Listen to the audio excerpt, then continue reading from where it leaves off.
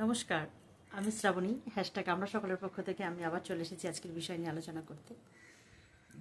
আজকে বিষয় দিয়েছেন মিতা চ্যাটার্জি ম্যাম। অবশ্যই খুব সুন্দর বিষয়। মানে মনের খুশিতে আলোচনা করা যাবে আর কি, কোনো কিছু অত ভাবতে হবে না। তো এই জন্য ওনাকে অবশ্যই ধন্যবাদ। তো বিষয়টা হচ্ছে এটা যে জীবনের সুন্দর মুহূর্তগুলো বা আনন্দের মুহূর্তগুলো মনে করুন। আর একটা হচ্ছে প্রথম যে সমুদ্র দেখার অভিজ্ঞতা, সেটা বলার জন্য বলেছেন। তো সমুদ্র দেখার অভিজ্ঞতা যদি বলি, তো সমুদ্র আমি বিয়ের পরে তবেই দেখতে পেয়েছি, তার আগে নয়। কারণ সেভাবে বিয়ের আগে খুব যে অনেক বেড়াতে বেরিয়েছি তা নয়, খুব কম গিয়েছি দুই একটা জায়গায় বিয়ের আগে। এমনি এই কলকাতা টলকাতা এরকমভাবে ঘুরেছি, কিন্তু দূরে যে বেড়াতে যাওয়া বলে সেটা অতটা না। এই হাজারদুয়ারি, তার মুর্শিদাবাদের যে এই সমস্ত টুকটাক দুটো একটা জায়গায় ঘুরেছিলাম, বেশি আমার ঘোরা হয়নি। কারণ যখন মাধ্যমিক দেব তখন একটা উঠলো পুরী যাওয়ার কথা, তখন মাধ্যমিক দেব বলে আমার আর যাওয়া হলো না। আমার মা আর ছোটো বোন গিয়েছিল, আমার বাবার সাথে আমরা ছিলাম, আমরা দু বোন আর কি ছিলাম, তিন বোন আমরা। তো সত্যি কথা বলতে কি, আনন্দের মুহূর্ত তো আমার কাছে না, আমি একটুখানি বেশি মানে এমনি সাধারণ মানুষ যেমন যে কোনো বিষয়ে কোনো কিছুতে উচ্ছ্বসিত হয় না, আমি একটু সবেতেই মানে অল্প কিছু হলেই আমি আনন্দ পাই আর কি। তাতে আমি বেশ খুশি থাকার চেষ্টা করি শুধু যে তা না, আমার এটা ভিতর থেকেই হয়। কোনো কিছু অল্প কিছু হলেই বেশ আমার মনটা আনন্দে ভরে যায়। তো সুন্দর সুন্দর মুহূর্ত বা আনন্দের মুহূর্ত সত্যিই আমার কাছে প্রচুর আছে। আমি বলবো না যে ঈশ্বর আমাকে শুধু দুঃখ দিয়েছেন, আমি কোনোই আমার আনন্দের মুহূর্ত নেই তা নয়।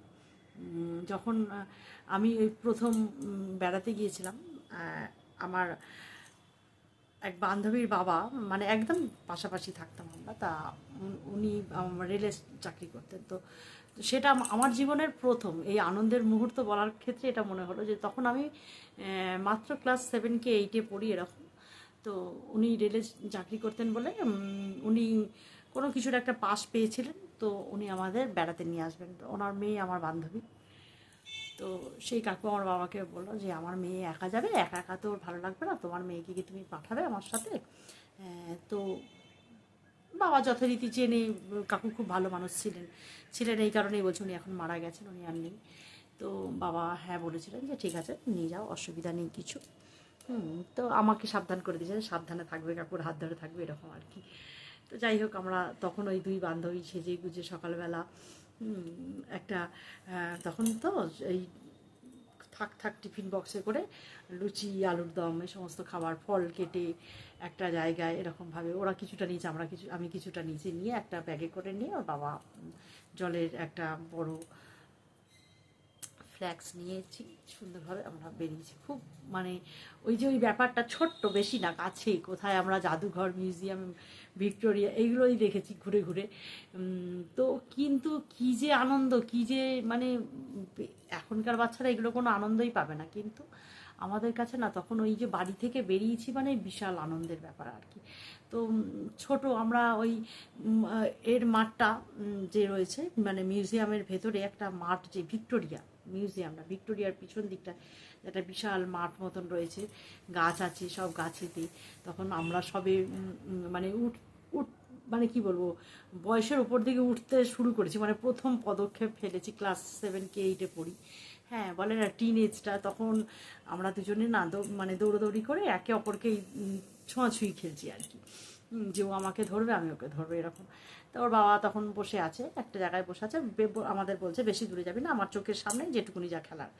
আর আমি তো বারবারই বলি, আমি বেশ অনেক বড় বেলা পর্যন্ত আমি খেলাধুলা করতাম, রোগা পাতলা ছিলাম, তো মানে আমার কোনো অসুবিধা হতো না, আমি খুবই রোগা ছিলাম, এখন যেটা দেখলে আর কেউ বুঝতে পারবে না।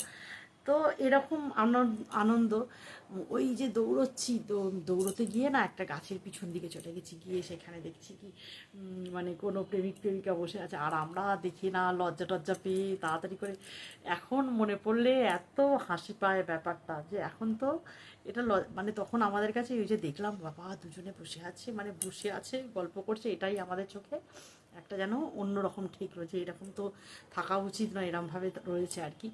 তো এখন তো কোনো মানে আটকানোর ব্যাপার নেই, যেখানে সেখানেই সবাই দাঁড়িয়ে গল্প করুক বা কি। হ্যাঁ, সেটা আমরা দেখলে বুঝতে পারলেও কোনো ব্যাপার না, ওটা হতেই পারে, নর্মাল ব্যাপার স্যাপার হয়ে গেছে, বা এখনকার বাচ্চারা দেখলে এগুলো চমকাবে না।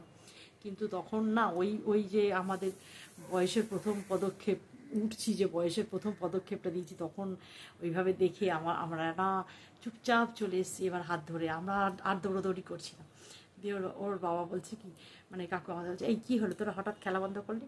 আমি বলছি না না কিছু না, এমনি বলে আমরা একটু দূরত্বে দুজনে মানে মিলে বসে কি হাসছি, মানে কোনো কারণ নেই, মানে ওই বান্ধবী আমার দিকে তাকিয়ে হাসছে, আমি ওর দিকে তাকিয়ে হাসছি, কেন যে হাসছি তার কোনো মানে নেই। এইগুলো না, মানে এগুলো বেশ সুন্দর, আমাদের সেই যে ছোটোবেলার বলে না, ছোটোবেলার বন্ধুত্বর এইসব গল্প মনে পড়লে এত মানে মনের ভিতর একটা কীরকম হয়। কিন্তু আমি খুব দুঃখের সঙ্গে বলি, মানে এদের সাথে না আমার আর কোনো যোগাযোগ নেই, যেহেতু শ্যামনগর থেকে চলে এসেছি। আমার খালি মনে হয় আমারও যেমন এত চেহারার পরিবর্তন হয়েছে, তো আর সেই বছরই, ওই বছরটাই লাস্ট ছিল ওখানে শ্যামনগরে, তারপরেই আমরা ওখান থেকে চলে এসেছিলাম এখানে। তো তখন আমরা দুজনেই রোগা পাতলা ছিলাম, ওরও তো চেহারা হয়ে যেতে পারে, ওরও কোথায় কত দূরে বিয়ে হয়েছে, হ্যাঁ কিছুতেই আমি না খুঁজে পাই না, আমার ভীষণ খারাপ লাগে এখন মনে পড়লে। কিন্তু এত আত্মীয়র মতন আমরা ছিলাম, আমাদের মানে আমরা যখন ওখান থেকে আসি তার মা সব আমাদের নেমন্তন্ন করেছিল, মানে যত আমার বান্ধবীরা ছিল, টিচার ছিল, যারা আমার বেশি পরিচিত ছিল, যখন আমরা ওখান থেকে চলে আসবো, আগে 1 মাস আগে থাকতে তো খবর, মানে আমি সবাইকে বলছি যে আমরা আর এখানে থাকবো না, আমরা চলে যাব, তো আমি তো কাঁদতাম খালি চলে আসার জন্য। আর দিয়ে এবার সব বান্ধবীদের বাড়িতে একদিন একদিন করে নেমন্তন্ন খেয়েছি, টিচারদের বাড়িতে নেমন্তন্ন খেয়েছি, এরকম আর কি। আমার মানে ভীষণ এইগুলো ছোট ছোট মুহূর্ত আমার কাছে প্রচুর আছে। আর তখন না এইগুলোই আমাদের পরম পাওয়া ছিল, সত্যি কথা বলতে কি, মানে আমাদের এই যে 40 বছরের কাছাকাছি যারা গিয়ে পৌঁছেছেন তারা বুঝতে পারবেন, তাদের এই যে আমাদের ছোটোবেলা বলছি, যে তারা আমরা একই, আমাদের যে ছোটোবেলাটা আমরা মানে ভোগ করেছি, সেটাই আমার মনে হয় লাস্ট জেনারেশন, যে আমরা আমরা বড়দের সম্মান করতাম। আমরা এখনও কি সম্মান করে না? অবশ্যই সম্মান করে, কিন্তু একটু হলেও বেপরোয়া, বাচ্চারা একটু হলেও বেপরোয়া। কারণ আমাদের আমি অনেক আগে একদিন গল্প করছিলাম যে এই সত্যি কথা বলতে কি হয়তো অন্যদিকে চলে যাচ্ছি, আর সুন্দর মুহূর্ত আলোচনা করতে বলা হয়েছে বলে এত কথা, যে বলতে গিয়ে এই কথাটা চলে এলো, যে আমাদের বাবা কাকাদেরও দেখেছি যে যদি কোনো কারণবশত একটা সিগারেট ধরাবে, মানে অতখানি বয়সে এসেও তিনি তার কাকাবাবু মানে বড়দাদু আমাদের যিনি ছিলেন, মানে ওনাকে সম্মান দেওয়ার, যদি দেখতে পায় বাবা কোনো রকমের ধোঁয়াটা আড়াল করে ফেলে দিচ্ছে, আমি এটাও আমার চোখে পড়েছে, তার মানে কি অন্যদের সম্মান জানান। কিন্তু এখন বাচ্চা বাচ্চা ছেলেরা মেয়েরা কাউকে পরোয়া করে না, মানে একদম সেই ডোন্ট কেয়ার ব্যাপার, কাউকে পরোয়া করে না, মনে হয় কি কে কী বললো কোনো যায় আসে না। কিন্তু আমার মনে হয় সমাজে চলতে গেলে একটু সমাজকে মেনে চললে না নিজেরাই একটা শৃঙ্খলার মধ্যে থাকা যায়, এটাই হচ্ছে ব্যাপার। তো যাই হোক, আমি আমার বিষয়ে ফিরে আসি। তো প্রথম সমুদ্র দেখার অভিজ্ঞতা, এরম এই যে কথাটা বললাম, আমার এরম ছোট ছোট মুহূর্ত যখন বিয়ের পরে, বিশেষ করবে না যখন সেই জিতলো না ইন্ডিয়া, আমি গল্পটা একবার বলেছিলাম, আমার হাজব্যান্ড চুপচাপ নির্বিকার টিভির দিকে তাকিয়ে বসে আছে, আর আমি কি করছি, যত বাচ্চারা মানে আর একটা 4 না 6 মারবে, ব্যাস ভারত জিতবে, আমি না মানে ওইটার অপেক্ষায় আমি এরম করছি। আমার বোন ফোন করেছে, ব্যাস আমি ফোনটা করতে করতে আমি দেখছি যে মেরে দিল, জিতে গেল। এবার আমি এত চিৎকার করছি, আনন্দে চিৎকার করছি, হ্যাঁ। দিয়ে আমি দেখছি সবাই পাড়ার, আমাদের এখানটা একটু পাড়া পাড়া ব্যাপার, একটা পাড়া কালচার, মানে জ্ঞাতি গোষ্ঠী হয় না, কাকা জ্যাঠাই সমস্ত মিলিয়ে, তো সবাই কাসর বাজাচ্ছে ঘন্টা, আমিও ওদের সাথে বেরিয়ে পড়েছি রাস্তার মধ্যে, মানে আমাদের সামনের বাড়িটার সামনেই আর কি। দিয়ে হয়ে করছি, ওরা প্রত্যেকে না, আমি প্রথমে আনন্দে ছাদে উঠে এসেছি, এসে হয়ে করছি, তারপর দেখছি ওরা বেরিয়ে পড়েছে, আমিও ওদের সাথে, মানে আমার না এরম মুহূর্ত প্রচুর আছে, আমি এইভাবে আনন্দ করতে প্রচুর ভালোবাসি। আর যে কোনো জায়গায় একটুখানি গান গাইবো, একটুখানি নাচ করব, এই সমস্ত করে আমি মানে বিন্দাস। আমার সত্যি কথা বলতে কি, আমি দুঃখ তো জীবনে থাকবে, দুঃখটাকে মনে রাখলে হবে না, সুন্দর সুন্দর মুহূর্তগুলো ভেবে ওই যে আনন্দ, এটা আমার মধ্যে প্রচুর আছে, আমি এভাবে থাকতে ভালোবাসি। আর প্রথম সমুদ্র দেখার অভিজ্ঞতা ওইটা বিয়ের পরেই হয়েছিল। আমি বারবার বলি যে বাবা জগন্নাথ দেব না টানলে না সেখানে পৌঁছানো একদম হবে না। আমার একদম বিয়ের প্রথমেই পুরী যাওয়ার কথা হয়েছিল, তখন ক্যান্সেল হয়ে গেছিলো, তারপরে আমি আর পুরী যেতে পারলাম না। সেই বছরের মধ্যে আমি নেপাল ঘুরে চলে এলাম। তারপর নেপাল থেকে ঘুরে আসার পরেও আমার যাওয়া হলো না। তারপরে আমার বড় ছেলে হয়ে গেল, বড় ছেলে 2 বছর যখন বয়স, তখন আমি প্রথম সমুদ্র দর্শন করি। তো যাই হোক, আমি তখন বুঝলাম যে হ্যাঁ, বাবা জগন্নাথ দেব না টানলে কিছুতেই যাবে না। তারপরে এবার এত বছর পরে এই কিছুদিন আগে আমি গিয়েছিলাম, ওই যে মা বাবা বোনেদের সাথে। তো তখন যে যে প্রথম সমুদ্র অবশ্যই খুব আনন্দ, সমস্ত কিছু ব্যাগ ট্যাগ গুছিয়ে রেডি যে আমরা পুরী যাচ্ছি, খুব আনন্দ।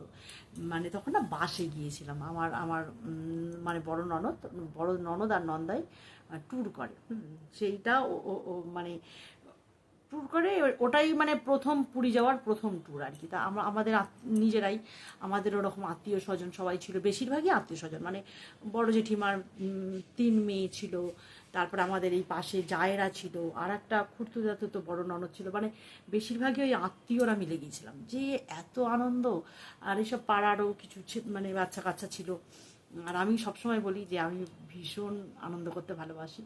আমি ওই যে গেছি, তারপরেই পানাগড়ের জঙ্গল পড়বে, পানাগড়ের জঙ্গলে আমাদের বলাই ছিল যে পানাগড়ের জঙ্গলটা যদি রাত হয় ওখানটা কিন্তু যাবে না, পানাগড় জঙ্গলটা রাত্রিবেলায় পেরোবে না, ওখানে একটা জায়গায় একটু থাকতে হবে, তারপরে যেতে হবে। সেই যে একটা জায়গায় মানে কি অবস্থা, আমাদের ওখানে রেখেছে, ছেলেটাকে নিয়ে বসে আছি, অন্ধকার, ভয় পাচ্ছে, দারুণ, মানে সেটা একটা কি আনন্দ, মানে ভিতরে আনন্দ আবার ওপরে ভয়, এরকম সবাই রয়েছে, আনন্দ হচ্ছে।